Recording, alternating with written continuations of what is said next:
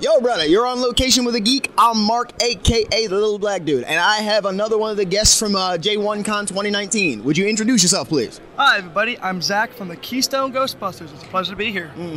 I cannot express how amused I am by this. I first met Zack at Anime Next 2018 because I saw a flux capacitor on his proton pack, and I was like, I have to get a picture of this. So running into you here was a major joy.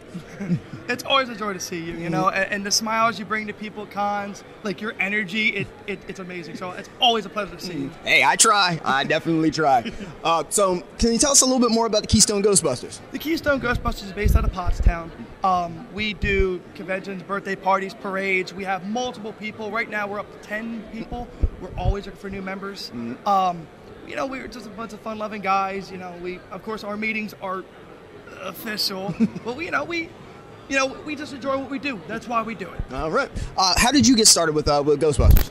So it started, I want to say 2014, 2013, in that area. I just bought an F-150 and I started doing parades. And I'm like, this is a white truck. Okay, Ecto 1. So that's what I did for the parade. Now, I came in second place. I talked to people who did parades, you know, mainly for a living and, you know, they're really good at them. So I'm like, okay, well, how can I get better? How can I come in first place? They're like, costumes. So then the Ghostbuster was born from that, and it's just like slowly snowballed into me being a single guy with a truck to like a goofball to a legit Ghostbuster with an Ecto. And it's amazing. Oh my God. That is such a cool story to begin with, because I know a lot of people who would want to do something like that, and they're like, it's too expensive, I don't have the time, all that kind of stuff. So the fact that you took the time to do that already is impressive. But the fact that you're continuing with that, this is like 6 years later, that is an amazing thing to me. The price for Ghostbusters, to make this isn't actually very bad at all. I think the flight suit wasn't cheap. I think it was $60. The custom pack, of course, that's the big money. But everything else is, you know, we can find it at the Halloween Spirit store. You can find it online for like $10. So you could do it and just take your time with it. You don't have to be movie grad, just enjoy what you do. And that's what I always tell people, man. It's just about having fun, enjoying what you do. Now, we were talking a little while ago about the other Ghostbusters movie in 2020. Yes. Would you tell my brothers and sisters a little bit about that? So, for the Ghostbuster movie in 2020, it's basically they're bringing back all the original cast. Well, the surviving cast. You know, we got, unfortunately, he's passed away, but they brought back all the original cast. They're bringing back the Ectos. It's amazing. They were shooting in Canada. They're already done shooting. It was a 63-day filming streak. They actually met other Ghostbusters who are up there, and they got to do an interview with them and take pictures with Dan Aykroyd. It was great. Now that's how it should be. So I'm looking forward to that coming out myself, and if everything goes the way I want it to, I might be joining this guy. So with the whole movie coming out in July 2020, you're going to expect to see a lot more Ghostbuster stuff popping up, especially from my group, the Keystone Ghostbusters, other groups around the region. When you go to see the movie, try to find out if there's a group, like a Ghostbuster group going. You will see cosplay, you will see their Ectos, and you'll see a lot of goofiness. Oh, that is wonderful. See, that's what I like about groups like that. I mean, off the top of your head, well, where are some of the other groups that you've personally interacted with? Delaware and Philadelphia are the two that I interacted with. Delaware actually has an Ecto unit. I'm kind of jealous, but at the same time, it is an Ecto. So when it broke down in the movie, that wasn't it performing that it actually broke down. Philadelphia I haven't had too much interaction with. It's a big group, but they kind of here, there, hit, miss. But there's groups all over the place, from here to literally Alaska, everywhere. Like, you just gotta look and you'll find it. That sounds good. What is the most difficult part of going to conventions with all of this equipment? I would have to say carrying the pack for an extended period of time.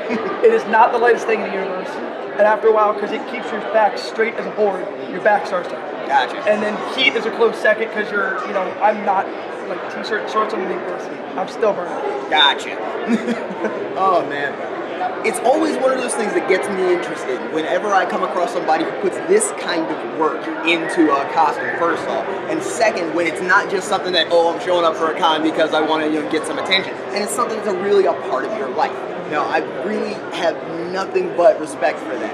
because when I started making videos, for example, it was just me sitting in a chair and shouting into a camera.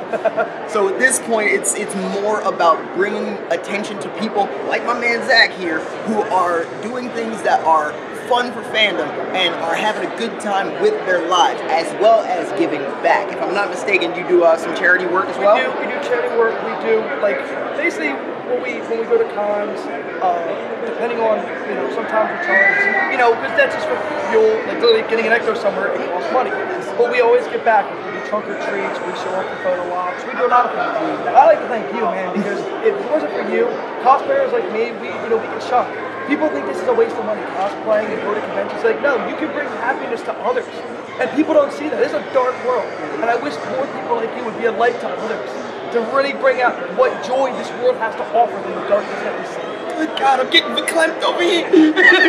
Pause the camera, pause the camera.